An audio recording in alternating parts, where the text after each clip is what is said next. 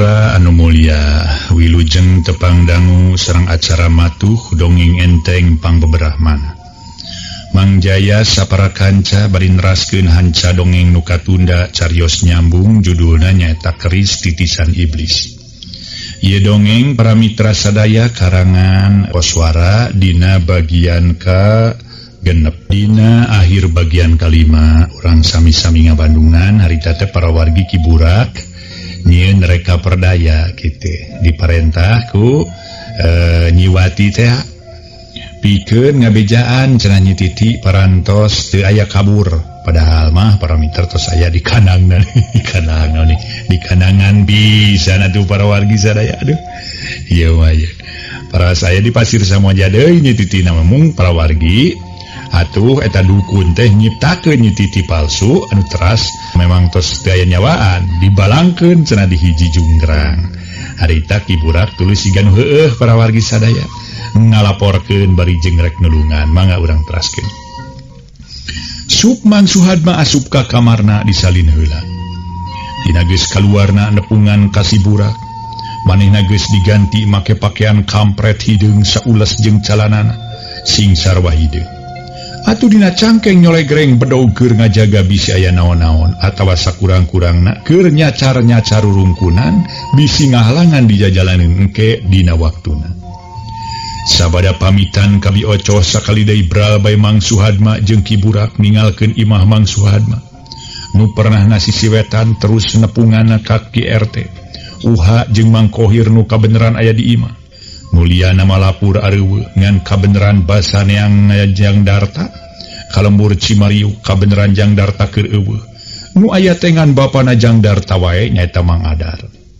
Dari Jang Darta mah cenah keur nyaba ngaduka keur ka mana mah da indung bapana mah teu nyahoeun tungtungna nu marengan Mang Suhadma teh nya Mang Adar marengan Mang Kohir jeung Pak Uha Pak RT Uha Mang Suhadma jeung tilu baturna kaopat Kiburak leumpang panghareupna harita ngabringa lema lumampah ngajugjug ka leuweung Hanjuang nu pernah nangulon ngidul ti wengkon Gamelembur Gawiru. Gancangna carita kirawanci manceran rombongan Mang Suhadma diwangun ku Pak RT UH, Mang Kohir jeung Mang Adar bapana Jang Darta. Kalayan dibarengan ku Kiburak harita geus cunuk ka sisi leuweung Hanjuang. Sajeroning lempang mapai jalan satapak nu rembet, atudang dauna nu ngahalangan jalan dipapas ku bedog jeung ku Mang Suhadma. Harita Pak RT UH tumanya ka Kiburak. Lain jeung Burak, Mang masih kene poekeun ieu teh. Ku teu ayeuna putra Kang Suhadma teh eta dugi ka kabur ngantunkeun bumi nu ngalanonganna teh. Na teu aya kajantenan nyurigakeun sateuacan ujang. Nah siangna acana pisontena kantos parearea carios atuh. Henteu Neng Titi teh sareng rarencanganana manawi kitu Mang mah tumaros kitu sote. Bilih ieu mah ngejatna teh akibat tina masalah-masalah eta. Reg nu leumpang areureun kahiji memang hayang ngabandungan jawaban ti Kiburak sajentrena. Da pugu Mang Suhadma tan jaloba carita naon-naon ka Pak RT sapara kanca, ka asup Mang Adar, kaduana itung-itung ngareureukeun ka capek tas lumampah cukup jauh nu kesangge meni ngoprot. Kabeneran sisi jalan satapak hanapeun tangkal Ki Hujan aya batu lempar gede. Atu gek dariuk ngariung didinya pelenyun arudu daun kawung bangun nikmatin naker. Kiburak pok ngajawab kana pananya Pak RT UH bieu pokna teh. Kapungkur sok tangkal Ki Hujan para wargi sadaya. Numutkeun hasil panalungtikan ieu tangkal Hujan tiasa nyimpen cai cenah kitu. Damun kalaresan urang nyuhan da tangkal Ki Hujan terasa meuni eta teh para wargi jiga aya cai kitu teh. Jiga aya cai nu kalaluar tina pucuk-pucukna teh para wargi. Taya keanehanana tangkal Ki Hujan kumargi ngarungunuk teuing manginten ayeuna diarai di taluaran para wargi di jieun sulu. Padahal numutkeun hasil panalungtikan cenah para wargi lamun leuweung eta dieusian ku Ki Hujan insyaallah cenah cai moal dugi ka saep kitu. Margi Ki Hujan mah tiasa nyimpen cai kitu teh. Mangga urang teraskeun deui para mitra anu mulia. Atuh harita teh para wargi sadaya kabeneran. Di sisi jalan satapak kanapeun tangkal Ki Hujan aya batu lempar rada gede. Atuh guk gek dariuk ngariung didinya pelenyun urudu daun kawung bangun nikmat teu naker. Kiburak pok ngajawab kana pananya Pak RT UH bieu pokna teh. Lumawi teu aya kajentana naon-naon nu matak nyurigakeun Pak RT. Ida terapasea teraribut cereng nulian ge ning titi mah tu estu ning kayung-yun bager. Oh dunungan abdi, boh nu sanesna estu ning rareseupeunna ka ning titi mah. Keur geulis teh bager deui. Pak Adar bapana Jang Darta alias pimito haeunyi titi nu tita tadi jempe pok milu tumanya. Janten ku Ibu Wati teh teras dilanongan si nyai teh nya. Kantenan bapa mali sigana mah. Moal kantos 2 dinten atrapi 3 dinten ge baris damang. Mung hanya kale kabujeng teu aya. Temal ki budak pinuh ku kahanyakalan. Aduh nah atunya eta budak teh bet luasan dugi ka kaburna si nyai aduh.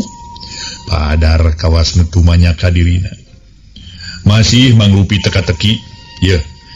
Ari kieu kaayana mah kieu kajantenna nangingnya hayu urang pilarian mugi-mugi aya pitulung tinu agung. Si nyai tiasa enggal kapenak deui kapalur deui. Nanging manawi ieu manawi tiasa kasaluyuan. Jisim kuring bade ngasongkeun usul ka Pasuhadna sareng ka Jang Budak. Pak RT sajeroni ngomong bari jeung ngarewet ka Mang Suhadma jeung Ki Budak. Mun Pak RT bade aya usul naon Jun? Usul naon Pak RT? Mang Suhadma jeung Ki Budak tumanya. Kieu usul ti sim kuring. Dina raraga maluruh atana pimapai nyak serak ieu leuweung. Kumaha upami urang bagi 2? Pangna kitu ngarah tiasa enggal kasakserak atrapi kapaluru sadayana. Tah kumaha upami kitu Mang Suhadma jeung Jang Budak tiasanya tujuan atanapi henteu.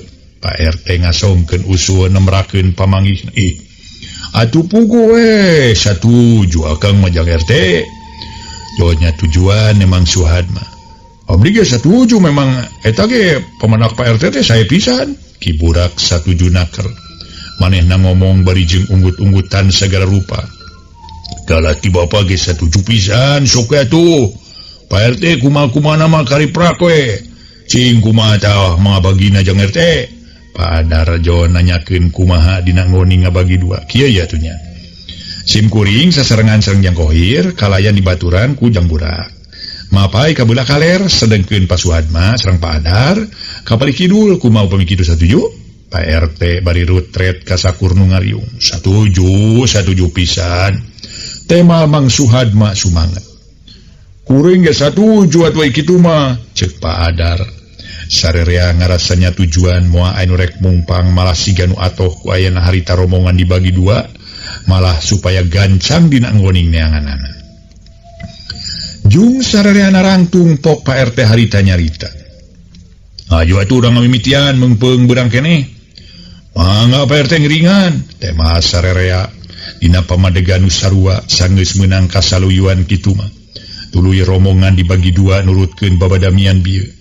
Rengse badami beral arinit nurutkeun jurusan nu geus ditangtukeun. Pak RT kalayan babarengan jeung Ki Budak dibaturan ku Mang Kohir mapai ka beulah kaler. Atuh Mang Suhadma jeung Mang Adar lumampahna kakidulkeun. Ting alas ruk mapai leuweung hanjuang nu rambet ku tatangkalan jarangkung gede. Bareng jeung kaayan harita kacaturkeun di jero gedong pamatuhan Den Sukmawati. Harita di jero kamar kaayan pohara simpena. Sedeng wanoja keur ubar di manehna. Kabeh araya di jero kamar sewang-sewangan. Ngadaguan engke didatangan ku Den Sukmawati nu baris mubaran. Ari di jero kamar Nen Sukmawati harita. Nen Sukmawati keur nyang hareupan baskom gede dieusi ku cai ata. Aneh dina eta cai teh huyumbang canemrang herang. Katenyong sababara urang jalma keur pating alapruk di hiji tempat. Di hiji leuweung nu hieu. Nyaksian kaayaan sajeroning panon mencrong ka eta baskom. Runya renyu sorangan Nen Sukmawati teh bari ngagerendeng ngomong. Manehna para mitra hayang seuri ningali kaayaan eta jalma anu keur asruk-asrukan neangan nyi Titi. Sakumaha nu kauninga para wargi. Nen Sukmawati nyaksian eta kaayaan. Sajeroning panona mencrong kana eta baskom runya renyu sorangan Den Sukmawati bari ngagerendeng ngomong sorangan. Kadinya sia sing alas ruk di jero leuweung. Geura panggihkeun ku aranjeun layon si Titi. Geura timukeun layon jejeunan aing bangke ciciptaan detak. Tetela nu katempo ku panon Den Sukmawati dina cai nu aya dina baskom tayalian rombongan Mang Suhadma sapara kanca. Nu keur pating alas ruk aya di jero leuweung hanjuang lebakeun eta pasir. si RT Suha jeung si Kohir kalian di barangan ku si Burak keur ngasruk belah kaler. Pinter tas si Burak make api-api milu neangan. Siga nu heueuh we teu nyahoeun. Padahal manehna apaleun kana tempat cicing layon ciciptaan aing. Belah kidul tah bapana si Titi babarengan jeung bapana si Adar. Hah, keun sia. Keur laleumpang. Heueuh bari ting alasruk. Keun sia ayeuna mah. Waktuna pikeun aing ngalepaskeun keris titisan iblis. Teu loba omong deui Nen Sukmawati si dukun iblis ngaluarkeun keris ti sarangkana. Ngakebur hurung eta keris pamorna estuning matak serabnaker. Dialak ilik sakedeung geus kitu pok Nen Sukmawati nyarita. Hei keris iblis, gancang anika geura miang ayeuna keneh. Geura ala nyawa-nyawa nu keur pating alasruk di jero leuweung. Beueur keris iblis dibalangkeun ka luhur.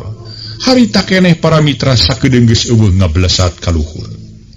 Para mitra harita teh nembus lalangit kamar kadenge luhureun imah aya angin ngahiuk tarik naker.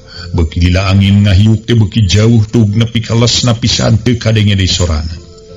Ebreh dina baskom palebah cai nu nguyumbang katempo.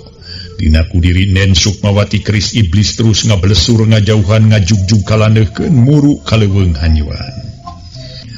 Harita Nen Sukmawati pohara sugemana. Manehna terus seuri bangun suka bungah naker panon tuluy mencrong kacai nu nguyumbang dina baskom. Ek laksanakeun parentah kami keris iblis, muga-muga sing lancar pagawean maneh dina mangsa ieu. Kalayan kami bakal ngadorong ku kakuatan goib, bakal ngadorong ku kakuatan batin keur diri maneh keris. Tetela kejem jeung jahat Nen Sukmawati. Muka tempona geulis siga nu bageur lemah lembut kanyataan mah jahat telenges kasasama. Sigana teh babarina keur manehna dina ngoni ngalanyawa sasama jalma.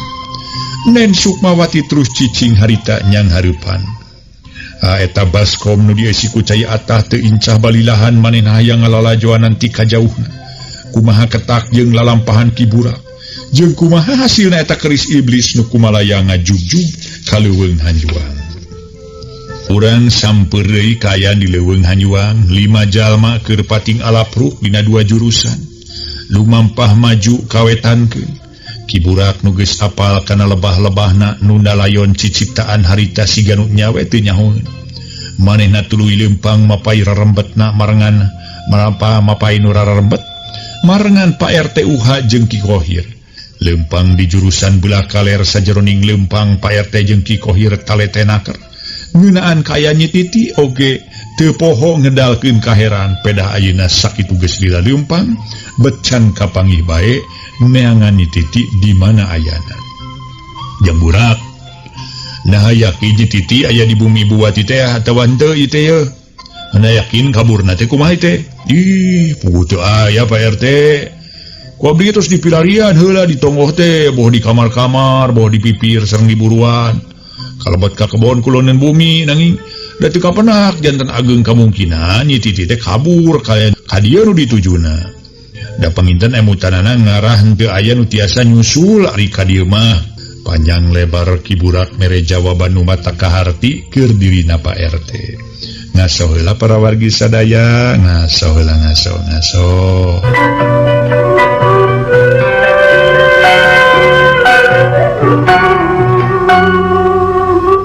Para mitra anu mulia, harita para wargi sadaya Ki Burak panjang lebar nyarita ka Pak RT. Mere jawaban nu mata kaharti keur diri Pak RT. Harita Pak RT nyarita deui. Upaminya ka dieu panginten geus kapenak atuh jang. Tapi apanan sakitu geus aya kana sajamna urang lumampah. Geus kaider kabeh di wewengkon urang mah teu manggih naon-naon geuning. Yang mana wiatu palipayun maka penak sanu terang Nyi Titi tos aya di dieu mung ayeuna nyumput panginten desieun tepang sareng urang. Duka mun kitu mata.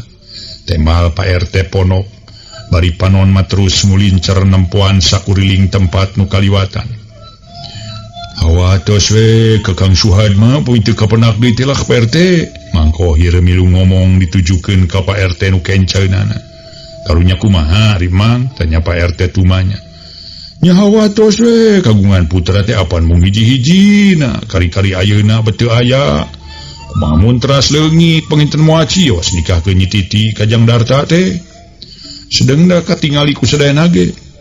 mun urang boga anak ngan hiji-hijina sarua we jeung nangeuy nog bebereumna cek Mang Khohir. Atuh para mitra sadaya ti harita para wargi sadaya tuluy atuh kabeh culang cileung nareangan malah mah tuluy Mang Khohir ge nyarita deui nya muga-muga we sing bisa kapanggihnya lah bari dina kaayaan salamet. Kitu pisan Pak Khohir oge abdi mah ngiring ngaduakeun we mugi sing tiasa kapenak deui bari dina kaayaan salamet teu kitu kieu siga nu nya ngomongna Ki Burak. Padahal dina hatena mah muga-muga pisan yen titi teh nya geus pae nyaan geus pae hanya kal manehna poekeun teu nyaho kana kaayaan nyi titi nu sabenerna. Saterusna jep jarempe Pak RT jeung Ki Burak katut Mang Khohir teu ngaromong deui. Marehna tiluan noyod leumpang sanggeus tadi ngaler ayeuna mah terus cepet kawetankeun. Dapan kitu pisan pangajak Ki Burak lantaran nyaho yen Ki Burak apaleun kana kaayaan eta leuweung. Pak RT jeung Mang Khohir teu baha kana pangajak Ki Burak. Terus leumpang bari nyapu tempat nu kaliwatan ku teutepan panonna. Bari pinuh ku pangharepan. Harepan susugana nu diteangan teh bisa gancang kapanggih. Kapanggih bari dina kaayaan salamet teu aya gangguan naon-naon.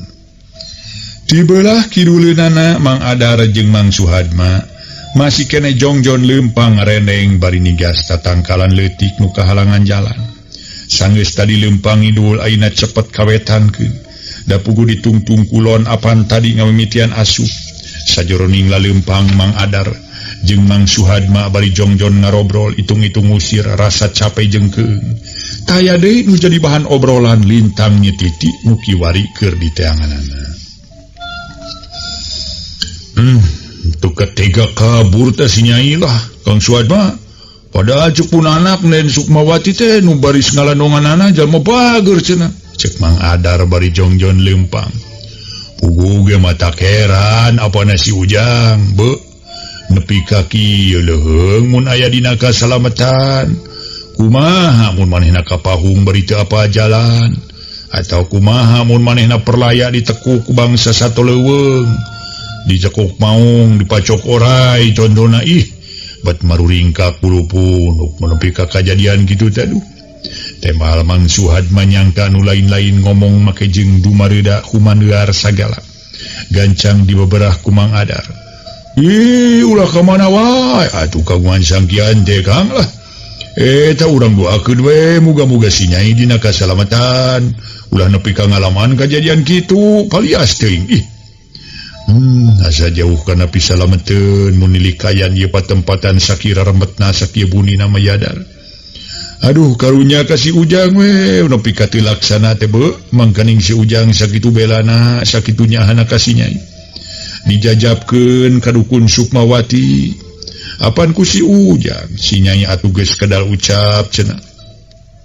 Yen manehna moal boga salaki lamun lain ka Jang Darta cenah kitu. Yoh sami we sampun anake Kang sami kumaha mun cek si Ujang moal bade gaduh bojo sun kitu selain di Titi mani unggal usik nyanggam kituna teh boga tingku reueus boga tingku sugema gireh baris ngahiji jeung si Nyai kitu nya eta atuh da mung geus cager mah nya panyakitna geus leungit urang buru-buru we sina ngahiji ngarah gancang resmi nganyaeta atuh bat aya make aya nu ngahalangan dina waktuna si Nyai teh make ayat tanda-tanda nu bahaya kana kasalamatan salakina engke. Nya ulah kurang-kurang sabar we Kang, moga-moga we sing lancar usaha jeung tareka urang teh. Aya Kang. Sigana payun ai jurang tuh, ieu urang gancangan leumpangna Kang. Adar nunjuk ka hareup mana jurang. Nya we geuning jurang. Menilung kawing kitu. Aduh. Sugana aya di dinya tapi kita palias teuing ka aya mah ulah ka dinya si Nyai teh. Nya moga-moga we tuh Kang. Mang Adar jeung Mang Suhadma jep jarempe nu aya mangahaja leumpang digancangkeun ngan teu bisa gancang pisan da puguh yeum ku tatangkalan nu rarembet. Najan kitu bet timbul sumanget barang manehna nempo palaha hareup. Make aya jurang nulung kawing kawas aya hiji pirasat nu karasa ku manehna. Yen dina eta jurang lung kawing baris kapanggih Nyi Titi nu keur diteteangan.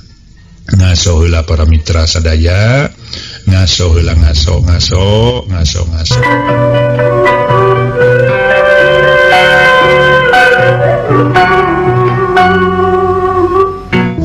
Mitra sadaya tekung silila Mang Adar jeung Mang Suhadma culuk ka palabah bibir jurang. Tetela menilung kawing, tapi menirembet pisan pinuh kurungkun saliara jeung jukut-jukut.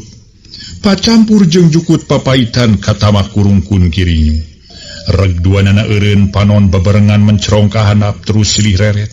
Geus kitu pok Mang Adar nyarita ka Mang Suhadma ngahajala launan tibang engap. Mun hieum kieu geuning jurang teh Kang, aduh. Nyalah. Kudu kumaha atuh ayeuna rek diteang ka handap atawa moal? Temal Mang Suhadma.